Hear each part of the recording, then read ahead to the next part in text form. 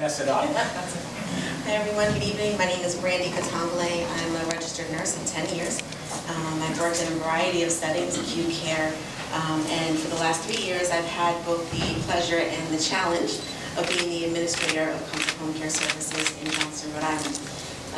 I was out doing some home visits today with a couple of my clients, and we talked about things that they would like for me to bring up when I was here today.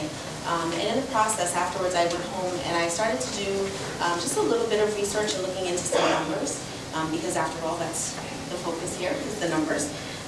And so what I'd like for you to consider, just for a moment, is the average cost of an overnight hospital stay in Rhode Island is $2,325. The state, which we deal only with Medicaid, okay? There's a long-term care waiver program in place that some of you I'm sure are familiar with. That program, and I took numbers from the very upper end of the reimbursement rate for combined services, which would be someone who is receiving both CNA care as well as a homemaker for assistance in their home. At the max number of hours, which is 56 hours per week, for 1 week of that combined care is $1,344.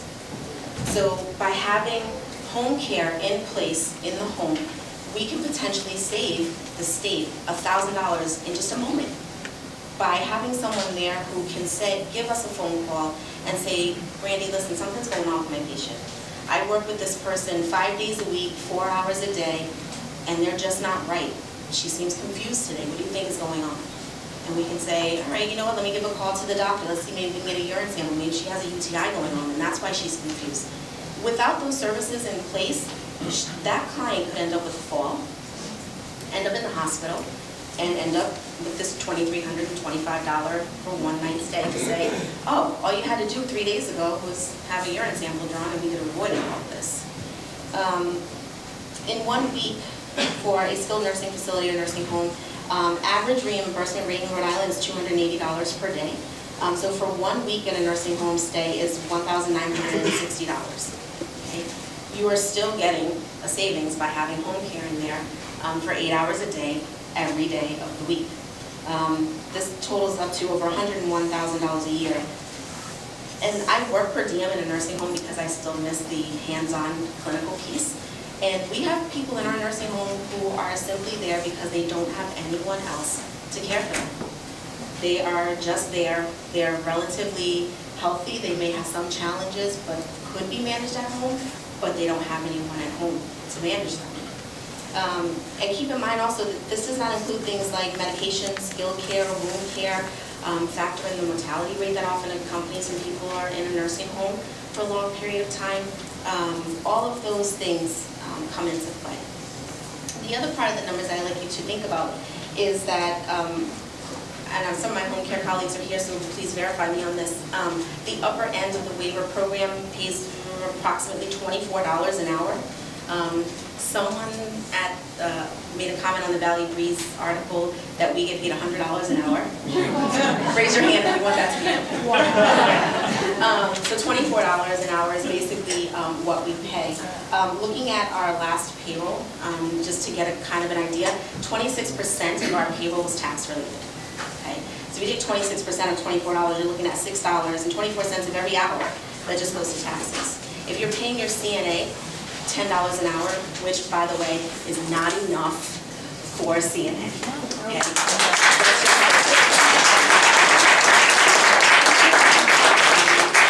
I often joke with my CNAs that the reason I'm a nurse is because I couldn't cut it as a CNA.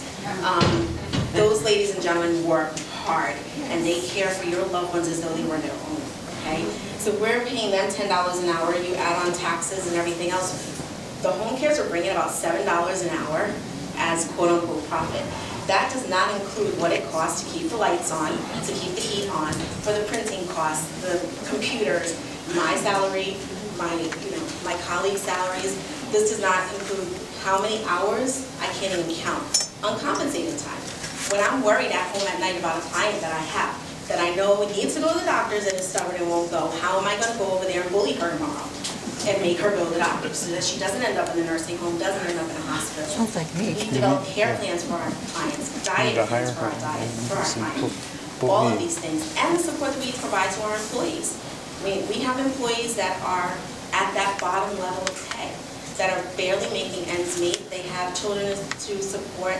They come into my office every day, because I'm mom, okay? And they sit in my office and they tell me, I don't know what I'm going to do. My client went to the hospital. I don't have another client. I'm losing hours. What am I going to do? So when we think about cutting some of the costs in Medicaid, home care only accounts for 5% of the money that is being spent. We have not had a reimbursement increase in 7 years. How many of you have worked without an increase in your pay for 7 years? One hand. Okay, so think about that. Our CNAs are not getting raises, our homemakers are not getting raises because we just can't afford it. So I would urge the commission to really, really consider that and consider how much preventative good that home care does.